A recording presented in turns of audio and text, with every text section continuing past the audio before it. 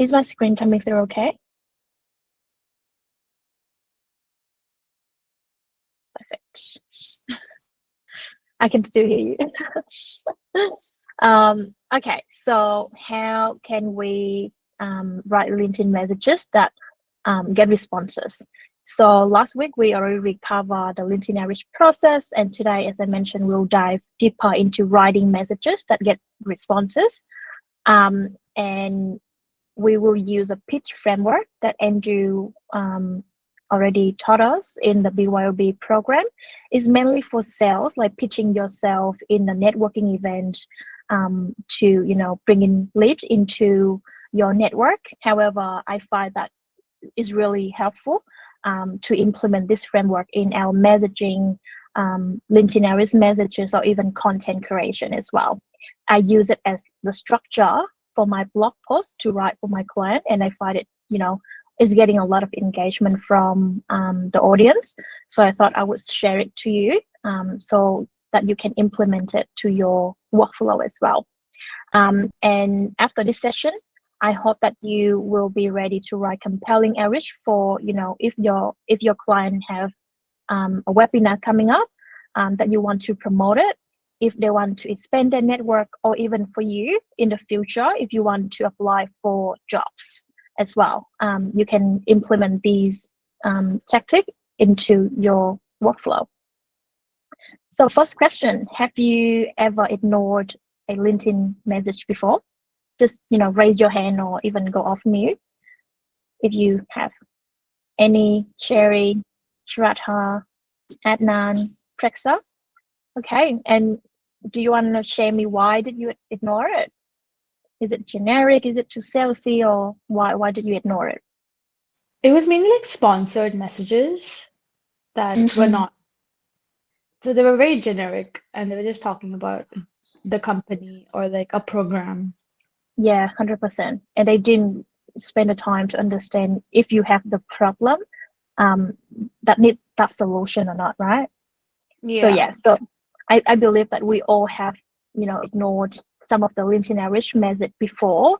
Usually it's because, it felt generic to us, it felt like a pitch, or it just didn't feel relevant to our situations, or it just didn't offer any value for us to take the next action or next step. And of course, as a marketer, our goal is to avoid sending that kind of message, but tailor the message that is relevant to the audience. And to do that, I think a structure would definitely help, make your life easier and help your message to be more structured and relevant to the audience that you want to outreach to. So have any of you seen this diagram before? Yes? Okay. I think Andrew have mentioned about this diagram many times in the BYOB program, and I hope that you already, have some ideas about what these elements standing for. So basically, the pitch framework has 5 main components. First is defining the target market. Second is to write a tease. Third is to identify the problem that the person that you are talking with is, having or facing with. And then the fourth, offer the solution or the value that can help to solve their problem. And at this part, the solution is not about you yet. It's just the solution that can help them. And the why you or the about you section will come into the what next, the final step. Okay, so let's dive into the first step, which is define the market. So this is before anything else. It's really important to understand exactly who you are reaching to. Before typing even, one sentence, we kind of ask ourselves, who is the person that we're trying to reach out to? What is the content that we are writing that we're trying to target to? What do they care about?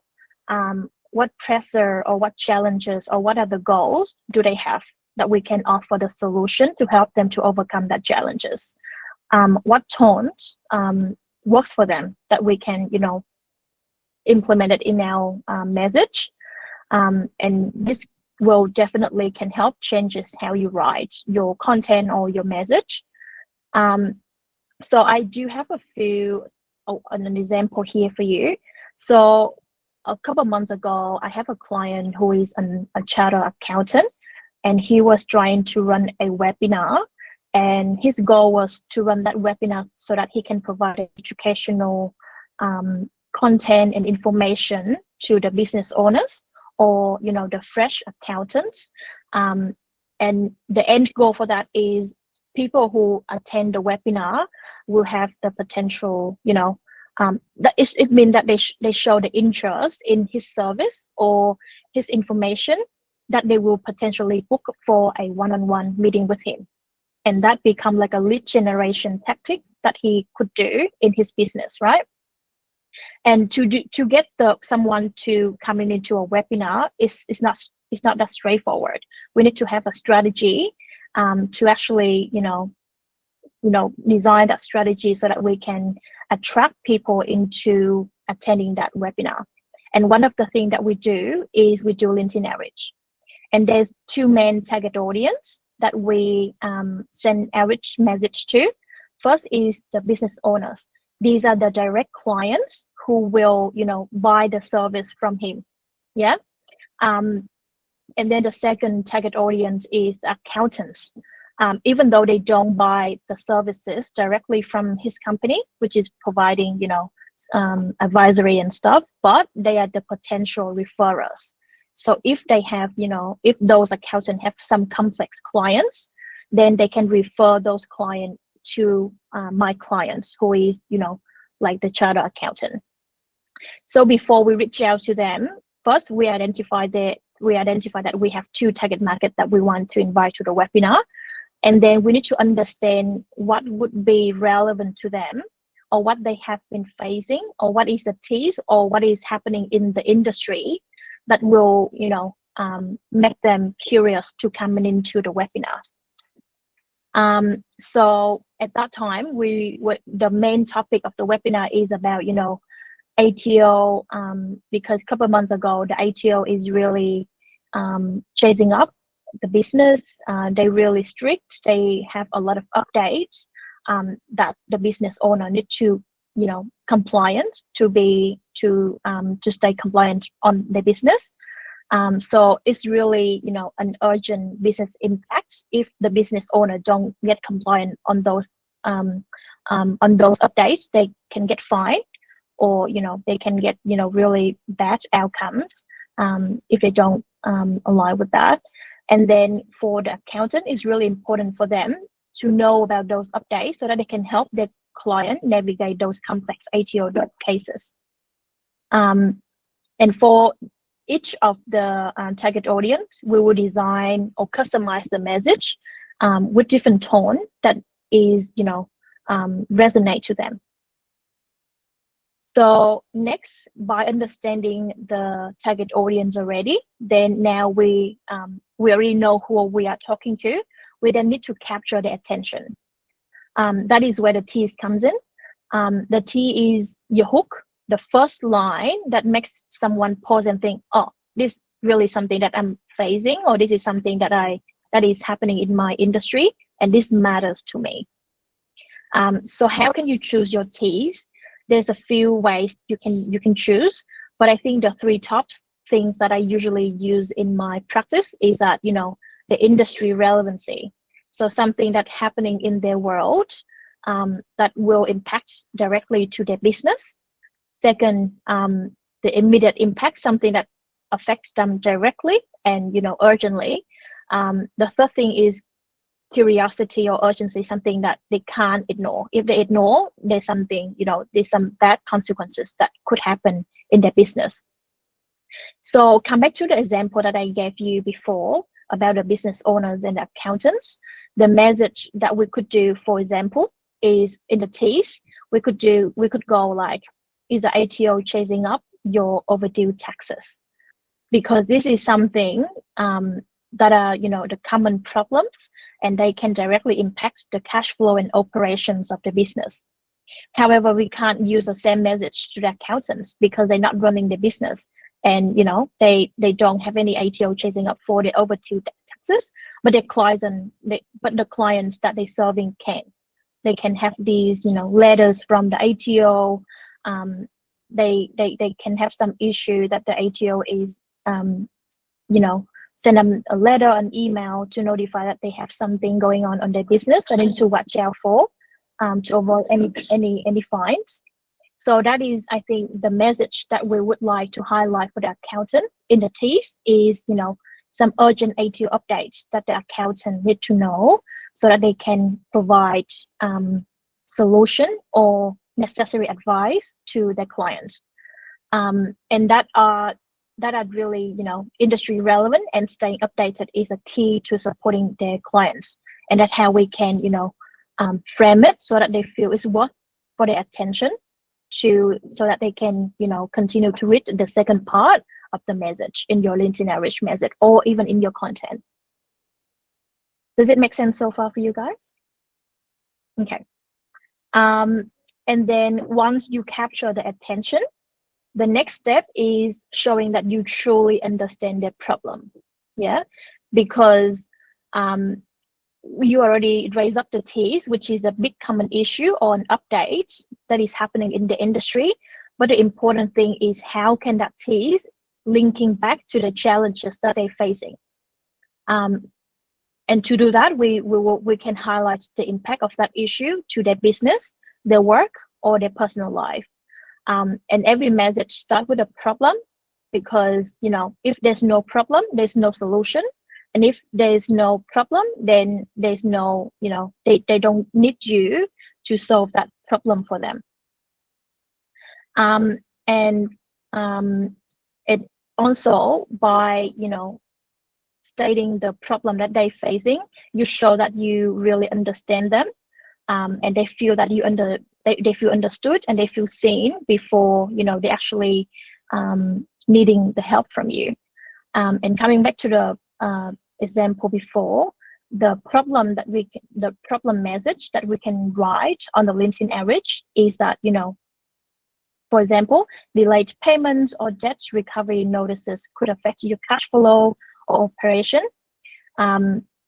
Because without this problem, the blog you're gonna share, or the webinar that you're gonna show them, might not be ignored. Because if they don't have any issue, then they don't need the solution that you're gonna offer them later on. For accountant, it could be, client rely on you to stay ahead of ATO deadlines. So if you miss those updates, it can lead to financial risk for your client. And without identifying this pain, your solution or credibility doesn't matter to them. So it's really important that we identify the problem that the audience is facing, and include it in your LinkedIn Outreach message or in your content. And then after that, we haven't pitched them anything yet. We haven't pitched them like, oh, I have this solution, I have this advisory service that I can offer to you. We didn't pitch them anything yet, and that's intentional, because most people pitch way too early, and that will just create a longer distance for people to stay away from you, because people don't want to be sold to. They want to receive value, they want to feel understood, they want to feel supported, and that is what we are doing at the moment. We're offering them, we show that we understand their problem, and now we're offering them some solution. And again, as mentioned earlier, the solution is not about us. It's about a value. It's not about a service that we offer. And what are the values that we can offer? It could be, some helpful resources. This could be blog posts. This could be, some guides. This could be some insights that you write about that can be beneficial to them. And those solutions is, aligned with the problem they have, but not direct selling. So, for example, for the business owner in the example previously, we can send them, a link to a free checklist of the small warning signs that highlight how at risk their business may be. So that is something that they can have a look, and they can act on immediately as well. And it's helped to build trust by offering insight. Another thing is that when you're offering them something to read, you actually create another touch point for them to have with your business. And this will make your brand more memorable. You make it more stickier as well, because they have multiple touch points with your brand instead of just the initial message. And if your content in that part is relevant enough or engaging enough, then it can help to increase the likelihood of, could be replies from them, to just show appreciation that you send them something that is relevant to them, or they can, engage with your content, and that helps to boost your engagement rate going up as well, right? And then for the accountant, it's same. It could be a checklist, but slightly different. So the checklist of urgent ATO updates and key actions that CampusLife you can take to help the client stay compliant.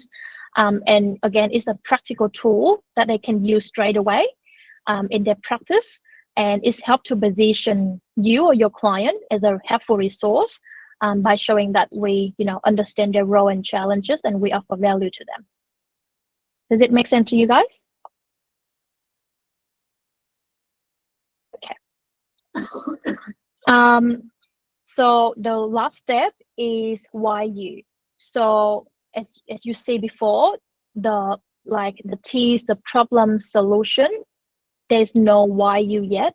So, but the goal at the start is to invite people to the webinar. Then, if I don't include it in the initial message, then how can I fulfill in my goal at the start? So that is where the why you come in, and the first message, the initial message that you send when you try to connect with people, is the one that for you to build trust, and that is for you to grab attention, show you understand the problem, and provide value to them. And it's also help to filter the people who are really interested in the topic and interested in your brand. Yeah. So people who actually connected back to your connection request or reply to your message really show the engagement and the care about, or the interest about the content that you're going to share them later on. And then, after they connected back to you, they reply to you, already engaged to your content, that is when you can, explain why you are the good option to solve their problem, or why they should join your webinar. Because if they didn't have the because they only connected back to you or replied to you if they have that problem that they want to solve, and that is when you want to invite them to the webinar where you explain more detail about it. You provide more practical example, provide more case study that provide more even more educational value to them. And then at the end of the webinar, that is when you can, could be having a QR code for them to scan, to have a one-on-one conversation with you, so that you can provide the personalized advice, or potentially bringing them on as a client. Does that make sense so far? Okay. So that is 5 main steps that I would like to highlight, and the key takeaway from that is that the audience really drives everything. So you need to have the clarity on who you're speaking to shape the tone, the angle, the relevancy of your message to them. You start strong with a tease, lead with a timely issue or tension point that spark curiosity from your audience, and then problem first, solution later. People only respond to when they feel understood, so you need to show that you get their challenges and the issues that they're facing. Next is value will build trust. So by offering the tools, the insight, the blog posts, or the relevant updates in the industry before offering the service, you help to increase your credibility and that perception in the audience mind. The why you belong into the follow-up message. So the first message is the chance for you to connect and provide value, but the second message, this follow-up message, is to show your expertise and invitation. Invite them to the webinar, invite them to specific events, for example. and different audience, we need different hooks. So as you can see, there's only one webinar, but if we have different target audience, then we need to customize our messages that align with the issue. Do you have any questions so far? Okay. If there's no question, I'm pretty sure that you guys are already pretty clear on the framework and how you can implement it already. So I have the activity for you guys. So let's look at this message together, and then you can analyze it, why it doesn't work, or why it's not, what makes it weak and not a strong LinkedIn average message. Let's have a look at it for 1 minute, and then someone can go off mute and tell me.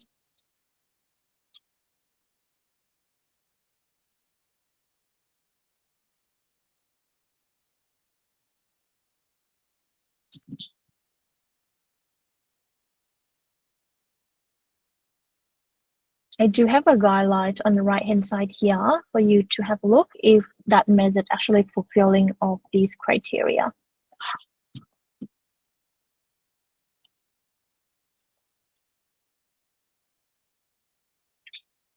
Okay, anyone ready to go?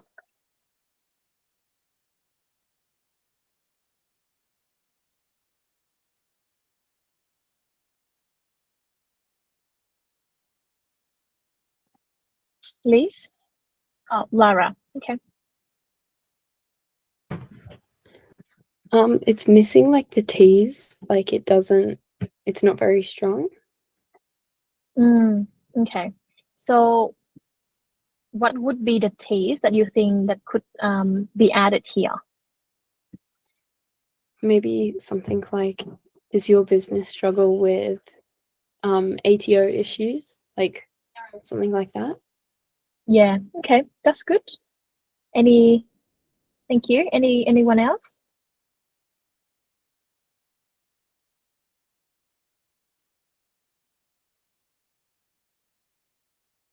Adnan?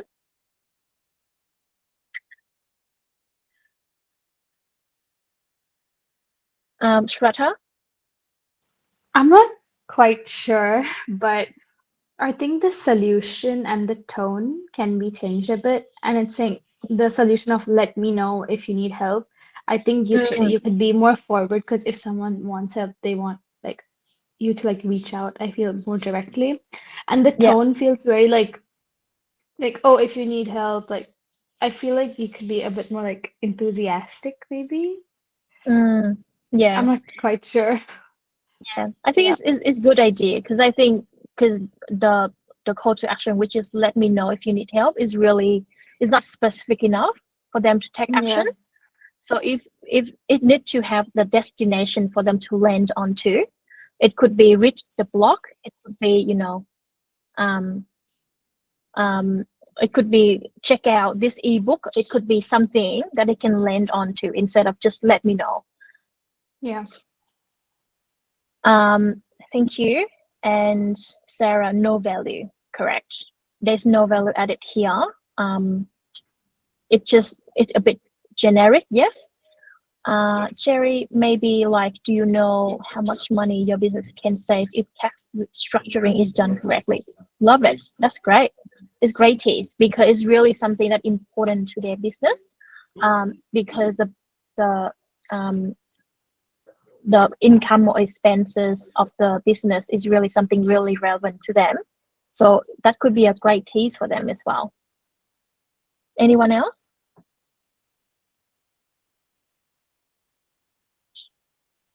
I think you guys already answered all the great ideas and identify the problem this message is. So, they didn't have the tease. Because there's no tease, there's no problem that linked to that tease that is happening with the audience. There's no value, like there's no, I can help you with this, or, this ebook can help you, or this blog post can provide you more information. The tone is generic as well. It's not really giving that education or that genuine attitude that you would like to present, you know, and would they reply to it? Because as I mentioned, there's no destination, there's no clear call to action for them to take.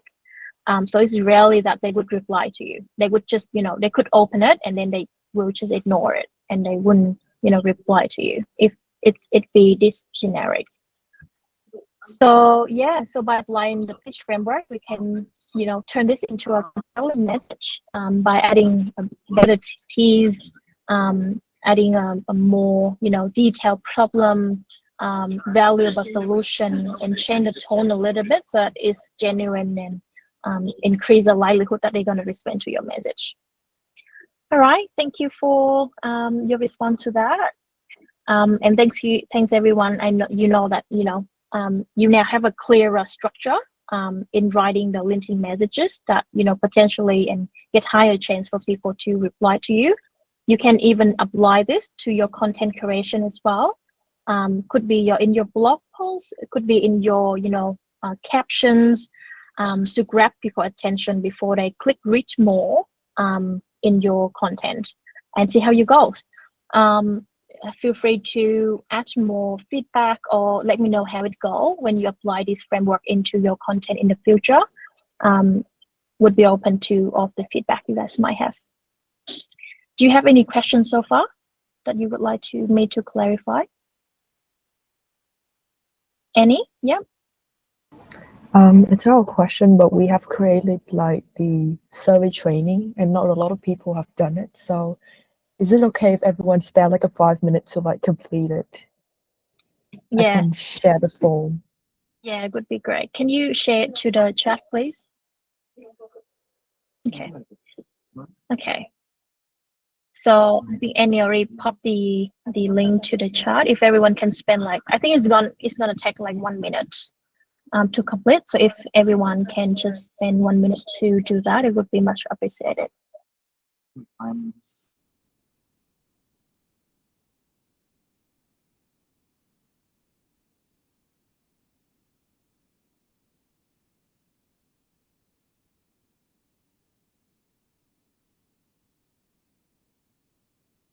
All right, I hope everyone already got that link. And my weekly training is finished as well. I will stay for the next 1 or 2 minutes. If you guys have any question or anything that you want to clarify when working with your clients that you would like my feedback on, feel free to stay. Otherwise, thank you for joining, and I'll see you next week.